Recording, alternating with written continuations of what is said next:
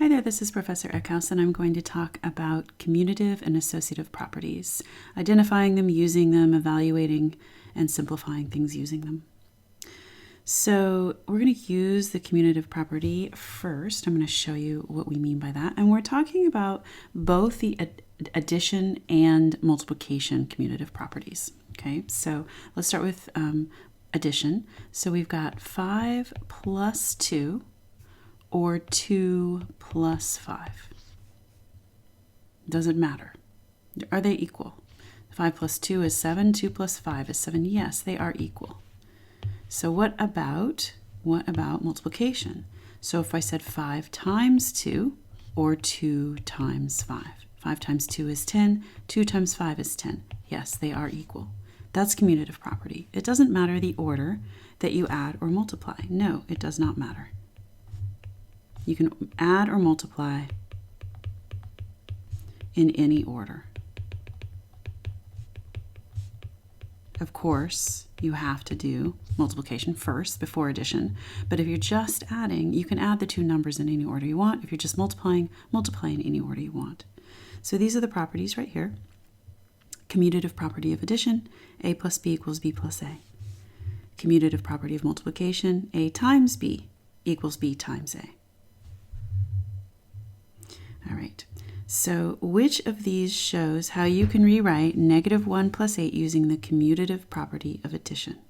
So in other words, changing the order, right? That's what commutative is, change the order. And if you can think of words to help you remember these, commutative, I think commute, it moves from place to place, so it's just changing place. All right, so that would be this one here. That's the one where it changes order. All right. Which one shows how you can rewrite 7 times 3 using the commutative property of multiplication? Hopefully you see that it is this one.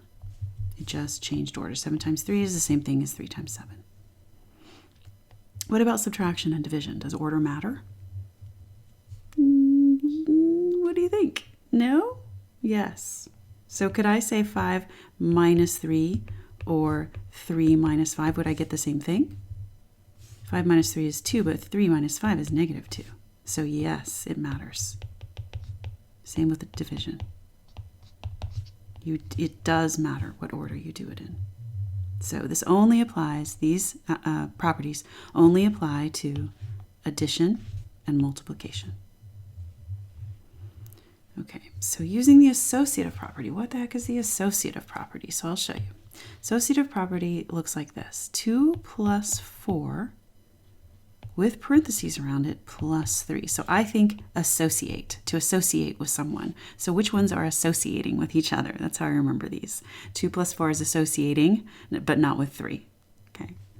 All right, so now notice that there's only addition in here. So I'm going to say 2 plus 4 plus 3, where 4 plus 3 have the parentheses around them. They're the same numbers in the same order, but I've moved the parentheses. So now the order of operations says that we do 4 plus 2 first, 8 plus 3, and we get 11.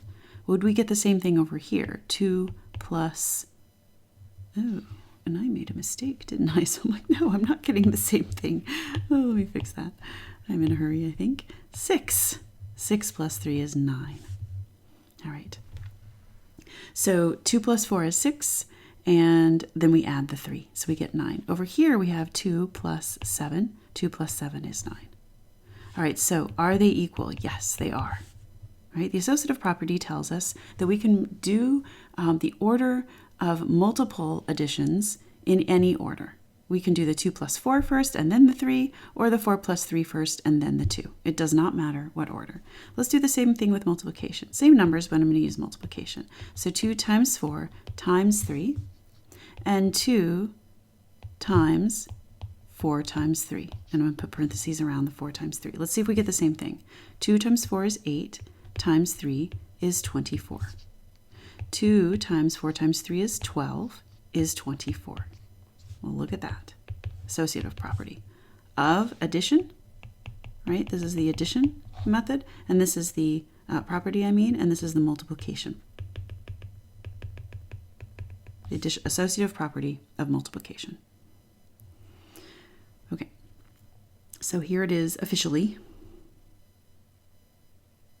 So you can write that down if you would like, and then I'm going to move on. All right, so which shows how you would rewrite 5 plus 2 plus 1 using the associative property. And then example 4 is with multiplication. So pause the video and try to answer these two questions. Okay, so hopefully you see that this is the associative property of addition. We're saying that we're going to add 5 plus 2 and then 2 plus 1. I'm going to put my focus on presenting so I don't get any more notifications. There we go. Okay, so we do 5 plus 2 first and then add 1, and then we have 5 plus 2 plus 1. So either way we get the same thing. So this gives us 7 plus 1, and that's 8. And this gives us 5 plus 3, that is 8. So they are equal. So that shows us the associative property of addition. These are also true, but they're not the associative property. All right, which one of these shows the associative property of multiplication? Well, associative property, you're going to see parentheses. Okay, so that's going to be this one. In other words, you can change the order that you're doing the multiplication. So just to prove it to you, we get negative 30 times 1 is negative 30. And here we get negative 5 times 6, which is negative 30. So remember to do what's in parentheses first. All right, so let's see how we can use this to simplify things. So the point of associative property is to say that this is legal. And it's something we've been doing already. But what it says is that we can take this and then multiply it times the x. And I don't think I really needed those parentheses, so I'll just move the parentheses to be around the 5 times 3. So I moved them over, and that gives me 15x. Again, we've already been doing this, but this is why we're allowed to do it.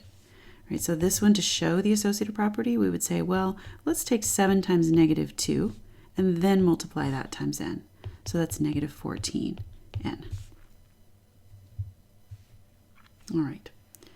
So now evaluating expressions using the properties can make the math a lot easier. So yeah, you could go ahead and do your multiplication 7 times 9 and 9 times 7, but if you think of this as 7 over 9 times 9 over 7, and then the x is over here on the outside, well, 7 9s times 9 7s, those are reciprocals of each other. So the 7s cancel, the 9s cancel, and the answer is just x. So if you see things in the problem that allow you to do that, for all means, simplify first. Now we're going to evaluate x equals 181, so the answer then is 181. So you could have put the 181 in and done a whole bunch of math, but why if you can cancel things out first? All right, so we're trying to keep things simple, remember. Keep math as simple as you can. All right, so evaluate when x equals 68. All right, so I see 1/2 times 2x, and so I could plug the 68 in and then do all the math. Or I could say, well, 1/2 times 2x means times 2 times x. Well, 2 is just 2 over 1. It's the reciprocal of 1/2. So that means when we multiply them together, right, we just get, and I didn't really need to cancel out the ones, we get x. So now we can just plug it in and say that the answer then is 68. All right, so simplify using the properties. So make things easier for yourself by using the properties. So rearrange this and say negative 45x plus 4, let me fix that. Negative 45x plus 45x, right? So these two can be listed together because if we think about it ahead of time and make a plan, we see that those two are opposites of each other, which means negative 45 plus 45 is 0. And I'm going to get negative 23x. Okay, the next one. Do you see anything that would cancel out if it doesn't have to be side by side, but I'm going to put it side by side so that you can see. So I'm going to change the order using the commutative property. And I saw that 4/5 and 5/4 are reciprocal, so I put them side by side. You don't have to. They can be worked from here like this, or you can change the order and do it here and say since they're reciprocals, they cancel each other out, and we're going to get 5/8. So do this first. Your life in math will be easier. Instead of multiplying everything on top and everything on the bottom and then having to reduce, that's just a lot of work. So if you see things that cancel out before you do the math, then do that. All right, so I want you to look at this one and see if there's anything that would cause it to simplify a lot. Do you see that 2/3 plus 1/3 is equal to 3/3, which is 1? So these two add together to be 1. So if you think about it, then we could say, let's use the associative property, 7/11 plus 2/3 plus 1/3. So we're going to take the 2/3 plus 1/3 first. Okay, and we're going to say 7/11 plus 1. So that is 1 and 7/11. So much easier than trying to find a common denominator and doing all of that.